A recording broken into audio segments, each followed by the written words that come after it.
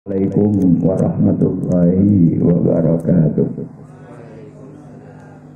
Bismillahirrahmanirrahim. Alhamdulillahirabbil alamin. Wassalatu wassalamu ala asrofil anbiya'i wal mursalin sayyidina wa habibina wa syafi'ina wa maulana Muhammadin wa ala alihi wa ashabihi ajma'in. Subhanaka la ilma lana illa ma 'allamtana innaka antal alimul hakim. La haula wa la quwwata illa billahil aliyil azim. Amma ba'du.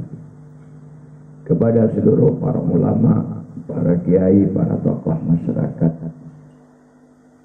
para pengasuh pondok pesantren, seluruhnya saya muliakan. Seluruh para bapak-bapak dan para santri yang saya muliakan, saya ajak bersama-sama untuk berdoa kepada Allah Subhanahu wa taala. Mudah-mudahan kita dimuliakan oleh Allah, mulia di dunia, mulia nanti di hadapan Allah Subhanahu wa taala. Manusia untuk menempuh kemuliaan ini banyak jalan. Ada orang mulia karena kaya. Dia banyak pegawainya, banyak bawahannya. Setiap Sabtu ditunggu oleh kuli-kulinya, oleh para pekerja-pekerjanya, termasuk yang bulanan juga sama. Saya anggap orang kaya itu mulia. Ada lagi orang itu mulia,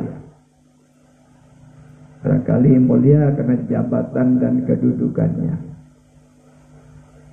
Kalau saya contohkan ya, bupati, wali kota, gubernur, presiden saya anggap mulia. Tapi mulia karena kedudukan. Kalau mulia karena kedudukan atau mulia karena kekayaan, itu ada batas waktunya. Kalau mulia karena jabatan, itu waktunya cuma 5 tahun. Kalau dia mau memilih lagi 2 kali periode, bisa.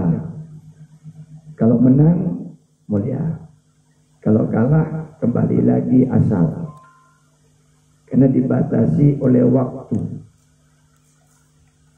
Orang kaya juga sama. Selama dia jadi orang kaya, mulia. Kalau nanti sudah ekonominya hancur, maka ikut juga kemuliaan hancur. Ada yang kita rebut adalah kemuliaan yang kekal abadi, dunia dan akhirat. Pertama, Allah katakan, inna akramakum indallahi atqakum. Artinya sesungguhnya orang yang mulia di antara kalian yang paling bertakwa kepada Allah. Selama dia masih berada orang yang bertakwa kepada Allah mulia. Tapi kalau sudah hilang, ketakwaannya hilang. Contohnya, berapa pondok pesantren yang tergoda dengan santri putrinya sehingga santrinya dihabisin untuk dijimat. Harus ngupas-ngupas. Habis itu. Baik yang ada di Jombang maupun yang ada di Bandung. Tatkala kejadian seperti itu habis.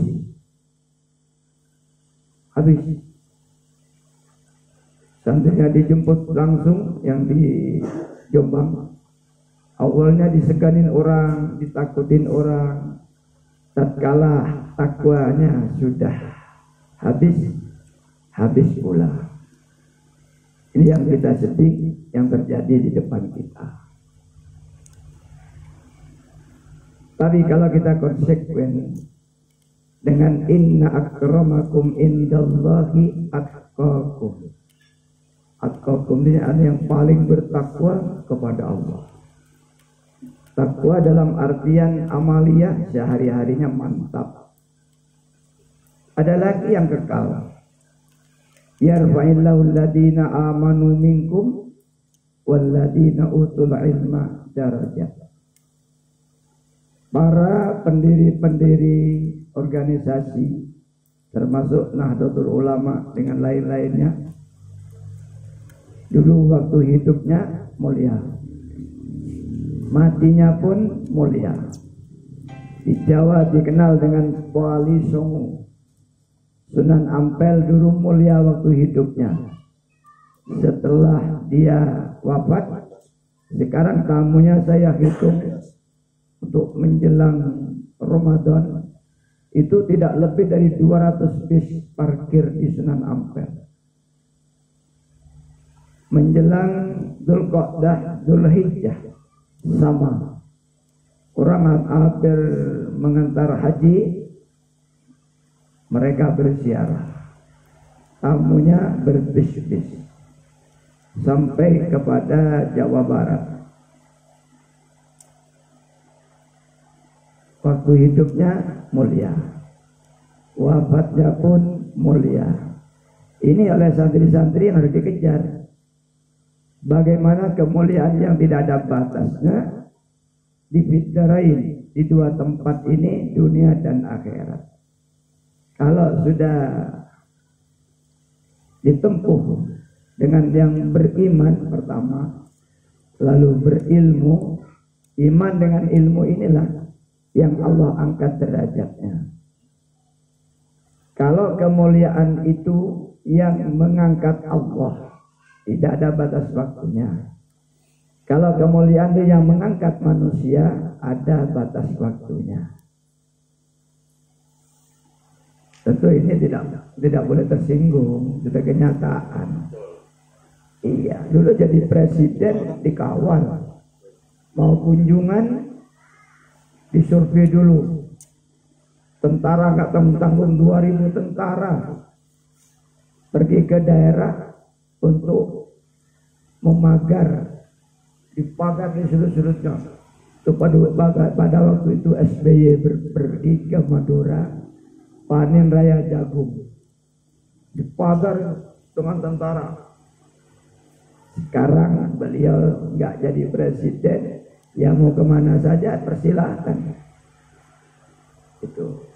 Jadi kalau kemuliaan Allah yang angkat, seperti para syuhada, seperti para nabi, termasuk para sholihin, itu tidak ada batas waktunya selama masih berpegang teguh kepada syariatnya Allah.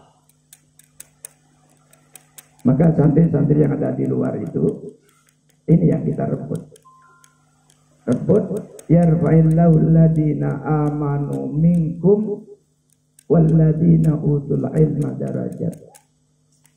Kejar keimanan yang mantap, kejar ilmu yang berbarokah, Allah yang akan mengangkat derajatnya. Maka santri-santri itu kalau punya ilmu kayak punya emas. Emas itu dimanapun saja laku. Punya emas 1 kilo dibawa ke Jakarta laku. Emas punya 20 gram dibawa ke Singapura laku. Dibawa ke Bandung laku. Di Mempawah laku. Di mana laku emas itu? Maka orang punya ilmu ini kayak orang punya emas. Di mana saja dihargai oleh orang. Orang punya ilmu, sekali lagi anak santri, orang punya ilmu itu kayak orang punya emas. Kamu berada dimanapun saja, ada harganya. Apalagi kamu termasuk khairun nas anfa'uhum linnas. Sebaik-baik manusia yang bermanfaat kepada manusia. Manusia bermanfaatnya macam-macam. Ada dengan pikiran, tenaga, ilmu, termasuk bermanfaat sesuai dengan profesinya. sesuai dengan skillnya. Tapi yang saya maksudkan di sini adalah kita bermanfaat kepada manusia, ilmunya tentunya. Karena kita ini akan menjadi pesuruh-pesuruh Allah. Kita akan menjadi rasul-rasul Allah. Kita boleh mengaku rasul Allah, boleh, tapi nggak boleh mengaku nabi. Rasul artinya utusan. Karena setelah Nabi Muhammad itu wafat, Rasulullah itu menitipkan al-ulama warasatul anbiya. Berarti kalau hitopnya dulu itu ya ayyuhan nabi, ya ayyuhar rasul, balligh ma unzila ilaika mir rabbik. Kata-kata inilah landasan bahwa kita sebagai pewaris Nabi untuk juga menyampaikan isi Al-Quran. Ya tentu tadi itu ya bisa juga banyak dalilnya kok. Ulama ummati ka'ambiyai Bani Israel, ada dalilnya. Jadi ulama itu kayak nabi, tapi nabinya Bani Israel. Artinya apa? Jangan mengaku kayak Nabi Muhammad. Nabi Muhammad itu lain. Itu namanya Nabi Muhammad itu nabinya orang dunia akhirat. Jangan keliru, nanti bang aku nabi, saya nabi. Jangan, tetap aja ngaku ulama. Hakikat dan maknanya ulama ini rahasia sebenarnya. Kalau bapak bilang ini ulama, hanya bapak bilang. Tapi hakikatnya belum tentu dia ulama. Jadi yang namanya ulama rahasia Allah. Hanya dohirnya kita mandang ini ulama. Dohirnya kita mandang itu ulama. Tapi secara hakikiah ulama ini berada di tangan Allah. Artinya rahasia Allah. Dan tidak boleh kita mengaku ulama, malu kita. Oh saya ulama besar, malu. Lebih malu lagi kalau nulis surat ada kata-kata kiai haji, malu kita. Kalau pribadi tidak usah pakai haji aja. Tidak usah ada kiai. Orang lain bilang kiai boleh, tapi kalau pribadinya jangan. Ini ketawaduan kita. Bagi kita ngaku ulama, orang boleh mengatakan itu ulama, boleh. Tapi kalau dirinya sendiri mengaku ulama tidak boleh. Karena ulama itu sebenarnya rahasia Allah. Cuman ada ciri-cirinya. Maka anak-anakku sekalian, ulama itu dibagi dua. Ada ulamaul amilin, ada ulama su'. Ulama yang betul-betul ulama pewaris Nabi, ada ulama sebagai pengacau. Ulama yang pengacau itu namanya dalam hadis Bukhari itu disebut ulama su'. Ulama yang mengajak kepada kemungkaran, mencegah yang ma'ruf. Dibalik, bukan amar ma'ruf nahi mungkar. Sekarang ada apa tidak saya tidak bisa menuduh. Yang jelas ada pembagiannya seperti itu. Mudah-mudahan kita semua ini termasuk ulamaul amilin, termasuk ulama-ulama yang ikhlas berjuang. Saya pidato di transmigrasi, kalau ada mubaligh, ada kiai, ada ulama mengeluh di bidang dakwah Islamiyah karena jalannya rusak, itu belum dikatakan sebagai pewaris Nabi. Karena Nabi berdakwah tidak mengeluh. Saya masuk di transmigrasi itu subhanallah. Ya kata asisten satu, kalau ada gelombang laut, ada gelombang darat. Ya, gelombang darat maksudnya jalannya rusak, jeglongannya banyak, dari Kayung sampai Batu Ampar, atau Kayung sendiri sampai Teluk Batang. Itu jalannya bukan main. Masuk lagi saya ke kampung, Tidak bisa dengan mobil, harus dengan sepeda motor. Jalannya juga nggak karu-karuan. Maka kalau ada kiai ulama masih mengeluh atau membatalkan dakwahnya karena jalan, itu belum disebut al-ulama warasatul anbiya, karena nabinya dulu tidak pernah mengeluh. Panas, dingin, berangkat. Malam, siang, berangkat. Nabi Muhammad tidak pernah mengeluh dalam dakwah. Karena apa? Tugas dari Allah. Tugas dari Allah. Coba nanti masuklah di transmigrasi, baru tahu rasanya berdakwah di situ. Masjidnya panas, atapnya seng, jalannya masuk ke dalam puluhan kilo. Saya alhamdulillah masuk ke situ karena saya anggap saya berdakwah ini untuk bekal saya mati. Tentu sama. Maka Rasulullah itu sangat ringan sekali. Kalau saya bilang begini nih, idza mata ibnu Adam in qata amalu illa min salasin. Kalau Bani Adam mati, itu putus semua amal. Artinya apa?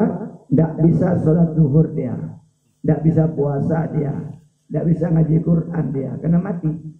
Tapi ada jalan keluarnya. Rasulullah katakan, sadaqatin jariyatin, sedekah jariyah. Itu sama dengan tempayan orang menampung air. Kalau saya contohkan di Jawa itu tandon. Tandon air ada di atas di Jawa itu, ya kan? Ada di atas. Listrik mati, kalau punya tandon di atas tetap mengalir itu. Di Jakarta saya katakan tandon. Di Bogor itu tandon namanya, artinya apa? Penampungan air. Jadi kalau listrik mati tetap jalan. Tapi kalau nggak punya tandon, listrik mati ya mati. Rasulullah seolah-olah kepada umatnya ini disuruh bikin tandon. Apa tandonnya? Kalau nanti mati, sadaqatin jariyatin. Cuman ada hadis yang lain begini. Inna sadaqatas sirri tutfi'u ghadaba rabbi. Sesungguhnya sedekah yang dirahasiakan tutfi'u, meredam ghadaba rabbi, marahnya Allah. Apa sebabnya? Karena perbuatan riya ini adalah minta pujian kepada manusia. Saya bantu masjid 2 miliar, disebut nama. Yang dikhawatirkan oleh Rasulullah, takut setan masuk sehingga punya sifat ujub, sombong. Disitulah. Maka Rasulullah mengatakan tadi, sedekah yang dirahasiakan tutfi'u ghadabah rabbi. Artinya meredam marahnya Allah. Allah mungkin sekarang marah ini karena banyak orang berbuat riya. Bukan lillah, linnas, nonjol untuk manusia, bukan nonjol untuk Allah. Maka Allah marah. Marahnya Allah itu kiai, bukan marahnya bapak pada istri, bukan kayak guru pada murid, bukan. Marahnya Allah itu ngumpulin awan sebanyak-banyaknya dari timur, disuruh putar ke barat dengan kecepatan 800 per jam. Habis atapnya semua. Itu marahnya Allah. Marahnya Allah. Laut Allah perintahkan. Laut itu taat, Pak. Jangan dianggap laut tidak taat. Laut itu di zaman Nabi Musa suruh pecah-pecah. Laut, pecah, kamu bikin gang. Ini ada hamba yang mau masuk ke situ. Pecah laut itu jadi gang. Taat laut itu. Api juga sama, taat kepada Allah. Api, kamu nanti yang tatkala yang namanya hamba saya Ibrahim mau dibakar, awas ya, jangan panas. Api jadi ya narukuni bardan wa salaman ala Ibrahim. Di sini rahasianya ada kata-kata salaman. Seandainya tidak ada kata kesalaman, maka Nabi Ibrahim itu takut mati kedinginan. Beku. Takut beku. Makanya ya narukuni bardan wa salaman. Ini usul Quran sangat hebat. Kan kata wassalaman ala Ibrahim. Kalau nggak ada selaman, takut beku Nabi Ibrahim kedinginan betulan. Maka di situ tidak beku, ya sejuknya menyehatkan. Taat itu, api taat. Sekarang sama Pak. Kata Allah ilaut, naiklah kamu ke darat. Yang namanya banjir rob di Jawa, di perairan Indonesia sudah masuk ke kampung-kampung. Termasuk di daerah Sulawesi Selatan Utara itu, termasuk daratan Jakarta masuk itu. Diperintah lagi, air laut naik kamu ke atas. Tingginya jangan banyak-banyak, 50 meter.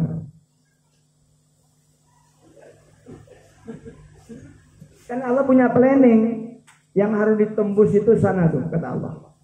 Maka kalau 50 meter nanti sampai ke sana, sisa 20 meter.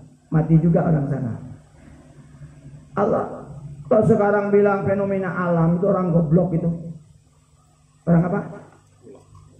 Orang apa? Orang goblok ya. Fenomena alam. Memang yang laut yang punya siapa? Yang menggeserkan lempengan laut itu siapa? Yang punya dasar laut itu siapa? Fenomena alam. Mana Allah? Kok Allah dilupakan? Yang punya laut Allah, yang punya lempengan. Lempengan itu artinya sebenarnya ini Pak dalam agama. Artinya lapisan. Jadi bumi itu ada 7 lapis gitulah. Jadi lapisan yang ketiga itu digeser.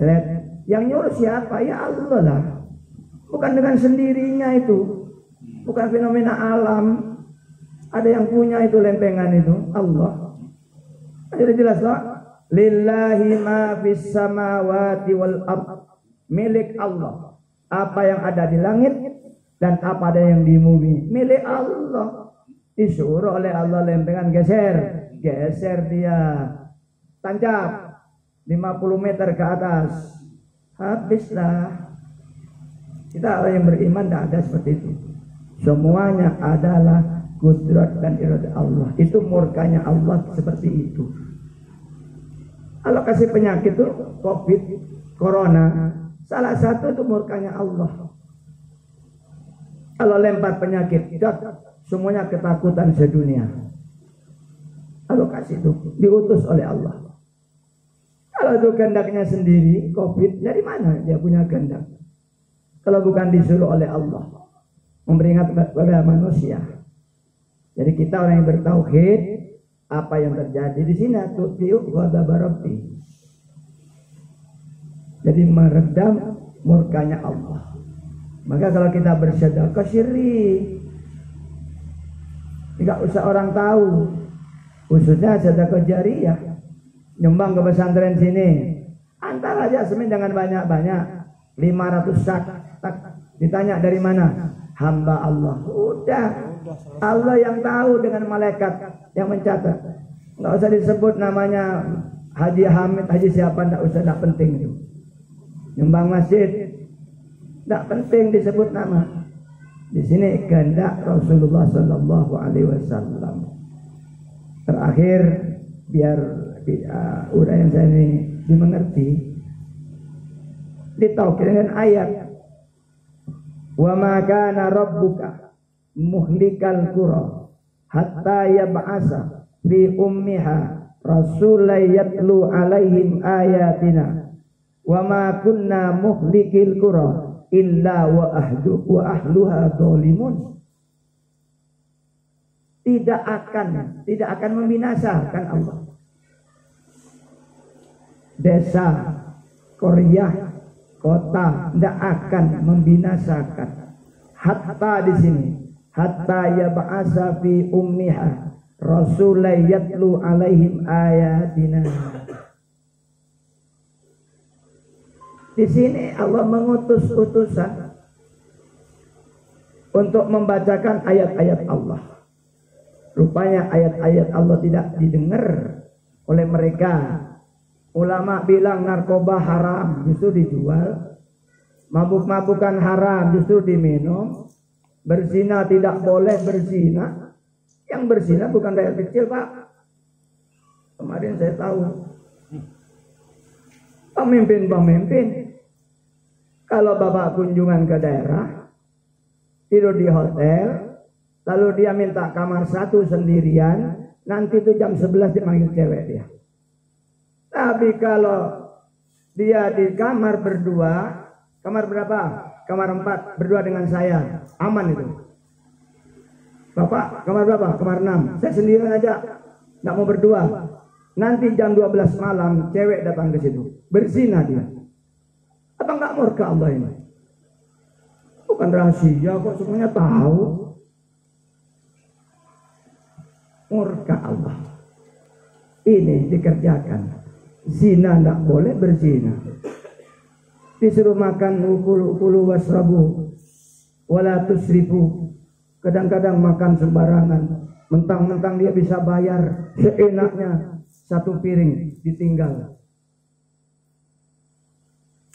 Ikan belum habis ditinggal, dia bayar. Apa enggak marah Allah? Makan dengan wala tusrifu, dengan berlebih-lebihan. Yang kedua, wala ta'kulu amwalakum bainakum bil batil. Artinya harta yang tidak diperoleh dengan cara syariat, cara hukum Allah batil, tapi dikerjakan. Di sini letaknya. Tidak mau mendengar. Ini peranan ulama.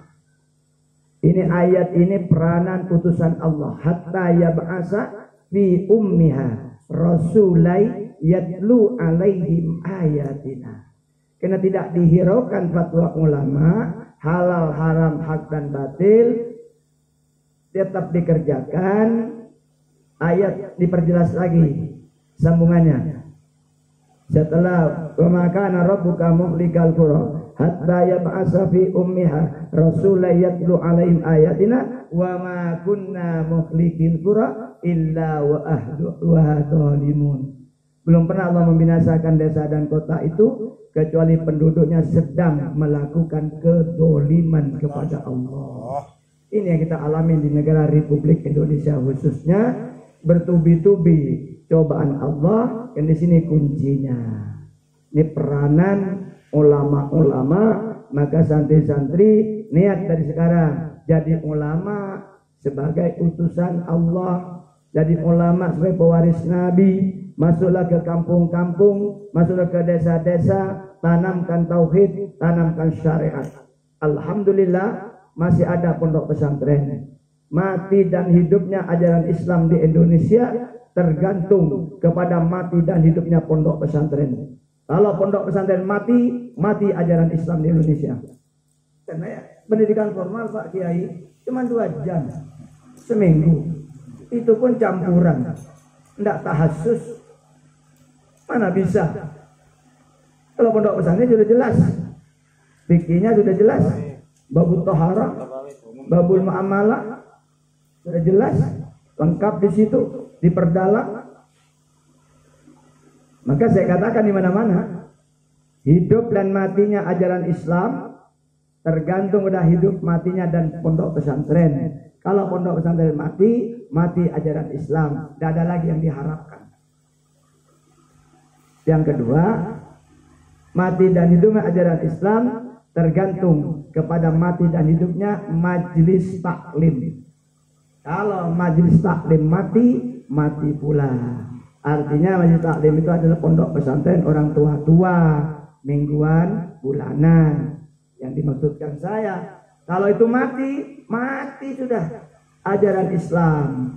Ayo kita hidupkan pengajian-pengajian di kampung-kampung, baik laki-laki maupun muslimat musliminnya hidupkan. Tentu yang sebagai pelopor Nahdlatul Ulama boleh, yang pelopor Muhammadiyah boleh. Sampai di tokoh Muhammadiyah dakwah kampung-kampung boleh. Cuman kalau di kampung-kampung ya tergantung. Kalau yang berdakwah itu ngomong kunut ya, dengerin, yang gak usah diikutin. Sekali aja ngisi. Udah Pak Kiai cukup di sini ya, besok lagi ngisi lagi. Kan betul Kiai? Iya. Saya kalau pidato di Madura, di Jakarta begitu. Saudara berangkat haji persilakan, berangkat umroh persilakan. Tapi nanti ada yang tidak boleh dibawa dari Madinah ke negaranya. Ada yang tidak boleh dari Masjidil Haram dibawa ke negaranya. Apa? Satu, subuh tidak pakai kunut, jangan dibawa ke kampung. Yang biasa kunut, lanjut kunut. Selama di Mekah persilakan sudah tidak kunut, karena imam tidak kunut. Yang kedua, nanti di Madinah, di Mekah, assalamualaikum, kabur semuanya. Kalau saudara sudah biasa, habis salam, kata Rasulullah, Subhanallah salah wa salasin, Alhamdulillah salah wa salasin, Allahu Akbar salah wa salasin. Tapi ini ya, saya selama mendengar di channel Madinah, hadis ini tidak pernah keluar. Hadis tidak pernah keluar, Kiai. Saya dengerin, saya kan ngikutin terus. Dan nyetel apa? Ya nggak cocok di dia. Jadi ada hadis yang diistirahatkan. Masya Allah. Saya katakan sama jemaah saya, jangan dibawa tuh. Biar saudara assalamualaikum terus lanjut bubar. Silakan. Nanti pulang kampung tetap kita wiridan. Salah salasin alhamdulillah. Allahu Akbar 33 kita wirid. Enggak usah tanya. Kenapa 33 enggak 100? Enggak usah tanya. Itu rahasia Rasulullah. Hikmahnya apa? Rahasia Rasulullah dengan Allah itu. Terus nanya. Kecuali dokter. Nah, kalau dokter boleh. Pak dokter, obat ini Pak dokter ada pagi, ada siang, ada malam. Obat ini Pak dokter ada pagi 1, sore 1. Obat ini Pak dokter ada malam. Kenapa Pak dokter dibagi-bagi? Boleh tanya. Supaya kuman kamu dibunuh secara estafet. Boleh. Bagaimana Pak dokter kalau diminum semua sekaligus? Ya mati. Ya. Tak usah lah, tak usah. Kalau Rasulullah bilang, kan sama saja. Di hadis ada begini nih. Di hadis ada bacaan begini. Inna qawla la ilaha illallah. Di situ Rasulullah mengatakan dengan ucapan la ilaha illallah tutfa'u an qailiha tis'atan wa tis'ina baban minal bala'i. Gak usah ditanya ini. Dengan ucapan la ilaha illallah bisa menolak. Menolak apa?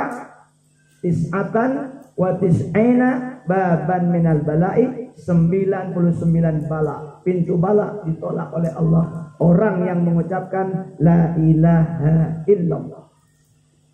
Kenapa enggak 100? Tidak usah ngomong. Rasulullah 99 ya 99. Tidak usah banyak ngomong. Pokoknya kalau kata Rasulullah itu 9. Kalau ditambah bagaimana? Kalau dikurangin bagaimana? Berarti tidak mengikuti hadis Rasulullah. Kalau mau mengikuti, jangan dikurangin, jangan ditambah. Ya sudah, 99 bala oleh Allah ditolak dengan kalimat la ilaha illallah. Rasulullah tidak menentukan jumlahnya kalimat itu. Berarti bebas. Mau 1 kali, mau 2 kali, mau 3 kali.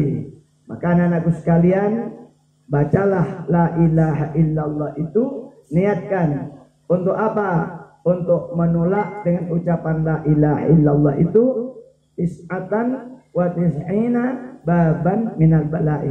99 bala ditolak oleh Allah Subhanahu wa taala. Saya kira sebenarnya saya tidak niat begini. Karena saya nanya sama Pak Usman gimana? Tidak, cuma satu rahmi makan-makan. paling doa Fatihah selesai. Maaf Pak Kiai, kan ucapan begitu saya bawa keliling-keliling mobilnya, ke barat, ke timur, balik lagi. Sekarang saya jarang di kamar. Masih ingat istri saya kalau ikut. Karena wafat istri saya sudah 4 bulan wafat istri saya. Jadi kalau di kamar itu masih ingat istri saya kadang-kadang tidur, saya buka pintu ada. Maka sekarang saya jarang yang di kamar. Kadang-kadang habis sholat saya panggil Pak Mai, Pak Mai sini, kemana Ki? Ayo Mujahidin. Saya bawa keluar aja. Jarang di kamar saya karena masih ingat ternyang-nyang istri saya setiap tahun ikut ke Kalbar ini. Sekarang sudah masuk ke liang kubur. Ya sudah, tugas selesai dia.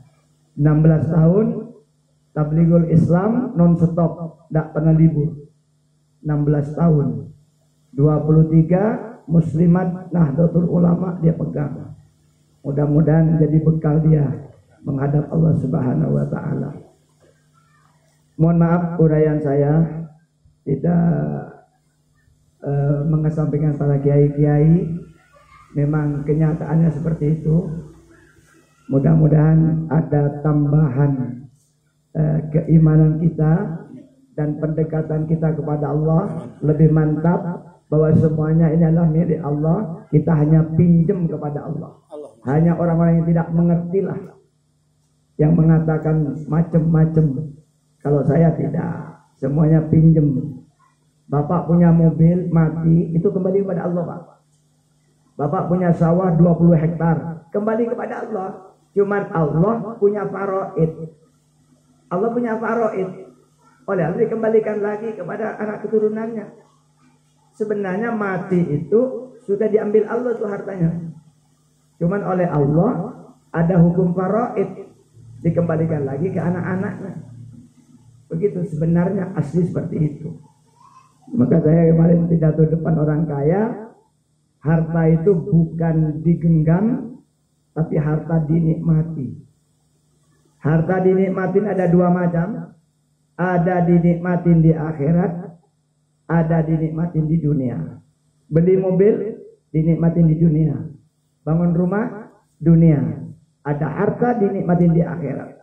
Kalau ada orang kaya pondok pesantren minta sumbangan dikasih 1 juta, orang kaya tidak paham bahwa hartanya mau dinikmatin di akhirat. Seharusnya tidak begitu. Punya duit 10 miliar di rumahnya, ada pondok pesantren pergi, tanya, apa yang belum lengkap? Semen Pak, tidak ada. Apalagi? Keramik. Semen secukupnya sampai selesai, keramik semuanya saya tanggung. Berarti paham bahwa hartanya mau dinikmatin nanti di hadapan Allah Subhanahu wa taala. Tapi kita tidak paham, nyumbang 200.000, nyumbang 1 juta. Kalau paham, dah tanggung semuanya. Duit 10 miliar, 5 miliar nikmatin di dunia, 5 miliar tanam di akhirat. Ad-dunya mazru'atul akhirah, tanam di situ, nanti panen kita di akhirat. Sekian, kurang lebihnya mohon maaf. Sekali lagi kita baca surat Al-Fatihah ya. Dengan iringan doa Fatihah ini, mudah-mudahan para bapak sekeluarga, sahibul bait, pengasuh pesantren sekeluarga, para santri-santri sekeluarga, mudah-mudahan Allah memberikan taufik dan hidayahnya. Mudah-mudahan Allah memberikan kesehatan lahir dan batin. Allah memberikan ketetapan iman dan Islam. Anak-anak kita, anak kandung, anak didik, jadikan anak kandung, anak didik soleh dan solihah yang menjadi pewaris perjuangan Nahdlatul Ulama, Ahlus Sunnah wal Jamaah. Dan mudah-mudahan apa yang kita lakukan mendapatkan ridho Allah Subhanahu wa taala, dan mudah-mudahan kehidupan kita ini tula umrin fi mardhatika, dalam keridhaan Allah Subhanahu wa taala.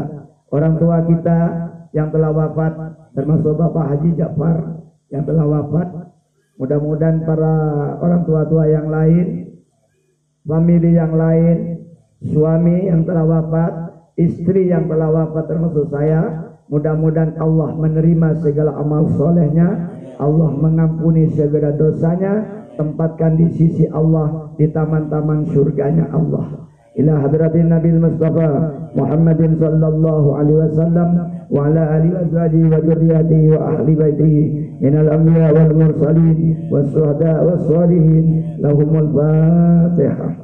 A'udzu billahi minasy syaithanir rajim. Bismillahirrahmanirrahim. Alhamdulillahirabbil alamin.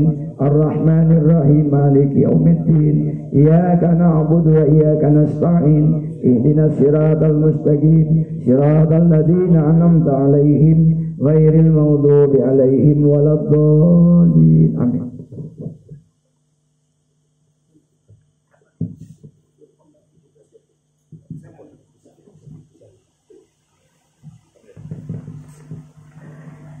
Bismillahirrahmanirrahim. Allahumma bihaqqil Fatihah wa bi mu'jizil Fatihah wa bi karamatil Fatihah. Allahumma arham ummata Sayyidina Muhammad. Allahumma ighfir ummata Sayyidina Muhammad. Allahumma astur ummata Sayyidina Muhammad. Allahumma la taj'alna musibatan fid din wa dunya wal akhirah. Allahumma yassir lana syafa'atahu bi izzatika wa jalalika. Allahumma yassir wa la tu'assir alaina fi amrina. Allahumma fikuna ta'amdina lima tuhibbu wa tardahu. Ya muqallibal qulub sabbit qulubana ala dinika ya Allah. Allahumma inna nas'aluka al-afwah wal afiyah fi dinina wa dunyana wa ahlina wa malina. Allah nas'aluka imanan kamila wa yakinan sadiqa wa qalban wasi'a wa ilman nafi'ah wa rizqan halalan thayyiban mubarakan ya Allah. Ya Allah Rabbana ftah bainana wa baina qaumina bil haqqi wa anta khairul fatihin. Allahumma salli ala sayyidina Muhammadin salatan tunjina biha al ahwal wal afat wa taqdi lana biha min hajat wa tudahhiruna biha min jami' sayyi'at wa tarfa'una biha indaka ala darajat wa tuballighuna bi aqsal ghayat min jami' khairat fil hayati wa ba'dal mamat. Allahumma barik lana fi hayatina. Allahumma barik lana fi umrina. Allahumma barik lana fi amrina. Allahumma barik lana fi dinina. Allahumma barik lana fi malina. Allahumma barik lana fi ilmina. Allahumma barik lana fi dzurriyyatina. Allahumma hdina ila siratal mustaqim.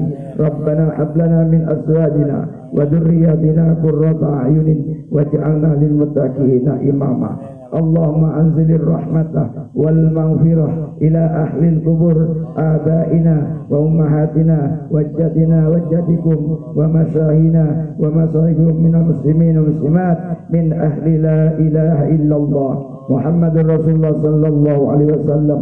Ya ayyuhan nafsul mutmainnah irji'i ila rabbika radiyatan mardiyah fadkhuli fi ibadi wadkhuli jannati. Allahumma inna nas'aluka ya Allah almarhumin almarhuman yang telah disebutkan ya Allah, ulaika ma'alladina an'ama Allah alaihim minan nabiyyin wa siddiqin wa syuhada was salihin wa hasuna ulaika rafiqa. Dzalika fadlu minallah wa kafa billahi alima. Allahumma fil muslimina wal muslimat wal mu'minina wal mu'minat al ahya'i wal amwat. Rabbana atina fid dunya hasanah wa fil akhirati hasanah wa qina adzaban nar. Subhana rabbika rabbil izzati amma yasifun wa salamun alal mursalin walhamdulillahi rabbil alamin. Wassalamualaikum warahmatullahi wabarakatuh.